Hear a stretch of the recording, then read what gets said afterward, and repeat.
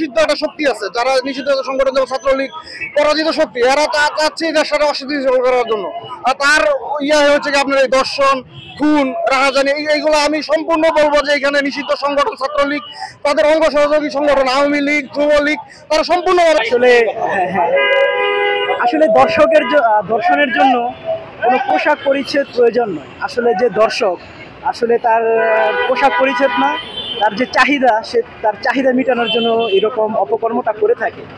সেক্ষেত্রে আমরা দেখি যে ইউরোপ আমেরিকার মতো দেশে তারাও কিন্তু শর্ট ড্রেস পরে, কিন্তু তাদের দেশেও কি দর্শনের শাস্তি মৃত্যুদণ্ড। বাংলাদেশ জাতীয়তাবাদী দল বিএনপি নির্বাচন চাচ্ছে, কারণ নির্বাচন ছাড়া একটি গণতান্ত্রিক সরকার প্রতিষ্ঠা পাবে না, গণতান্ত্রিক সরকার আসবে না এবং জনগণের চাহিদার প্রতিফলন ঘটবে না।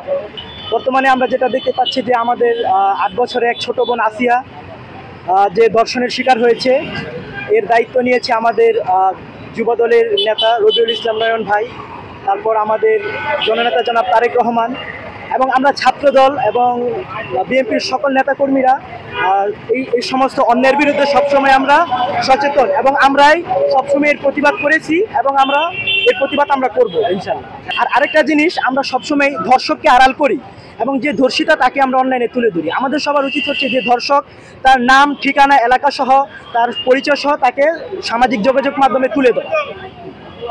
এক্ষেত্রে যেরকম সরকারের ভূমিকা দরকার, সেক্ষেত্রে আমাদের প্রতিটা সাধারণ নাগরিকের শক্ত অবস্থান এবং সচেতন ভূমিকা দরকার। তাহলেই আমরা একটা ধর্ষণমুক্ত বাংলাদেশ করতে পারবো। গণ-অভ্যুত্থানের পরবর্তী বাংলাদেশের স্বপ্ন বিনষ্ট হচ্ছে।